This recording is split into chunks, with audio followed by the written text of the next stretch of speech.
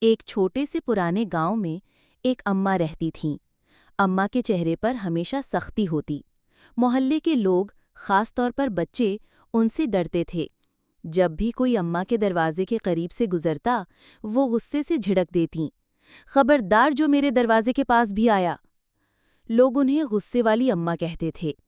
لیکن اماں کے گھر میں ایک پالتو بلی بھی رہتی تھی جس کا نام تھا موشی۔ نرم، خاموش، وفادار اور اماں کی تنہائی کی سچی ساتھی۔ ایک دن، ایک دوپہر سخت دھوپ میں ایک ننھی بچی اماں کے دروازے پر آئی۔ پاؤں ننگے، کپڑے پھٹے پرانے، چہرہ گرد و آلود اور آنکھوں میں پیاس۔ اس کا نام تھا سارا۔ اس نے ڈرتے ڈرتے دروازے پر دستک دی۔ سارا کمزور آواز میں، پانی چاہیے، بہت پیاسی ہوں اماں۔ اماں نے دروازہ کھولا اور غصے سے چیخیں، یہ کیا مانگ رہی ہے؟ چل ہٹ یہاں سے۔ سارا ڈر کے پیچھے ہٹنے ہی والی تھی کہ اندر سے موشی نکلی۔ وہ آرام سے سارا کے پاس آئی، اس کے پاؤں کے گرد دم لپیٹی اور آہستگی سے اس کے ہاتھ چاٹنے لگی۔ سارا مسکرا دی اور موشی کو آہستہ سے تھپکنے لگی۔ بدلتا دل۔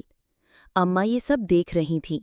پہلی بار ان کی موشی کسی اجنبی سے یوں لپٹ رہی تھی۔ اماں کی آنکھیں نم ہو گئیں، چہرے سے غصہ دھیرے دھیرے اترنے لگا۔ انہوں نے دروازہ پورا کھولا۔ اماں نرمی سے، موشی جس سے پیار کرے، اماں اس سے نفرت نہیں کر سکتی۔ آجا بیٹی، اندر آجا۔ محبت کا پہلا قدم۔ اماں نے سارا کو پانی دیا، روٹی دی اور پرانی سی چادر اڑھا دی۔ موشی سارا کے پاس آ کر بیٹھ گئی اور اس کے بازو پر سر رکھ دیا۔ اس دن اماں کے اندر کچھ بدل گیا۔ آخری منظر۔ جب سارا جانے لگی، موشی بھی اس کے ساتھ چلنے لگی۔ اماں مسکرا کر، ارے موشی، اب تو بھی چھوڑ کے جانے لگی؟ موشی مڑ کر اماں کی طرف دیکھتی ہے، پھر بھاگ کر اماں کی گود میں آ کر بیٹھ جاتی ہے۔ اماں سر پر ہاتھ رکھ کر، جا بیٹی، کبھی پیاسی نہ رہنا، اور ہاں، جب چاہے آ جانا، اماں کا دل اب بند نہیں رہے گا۔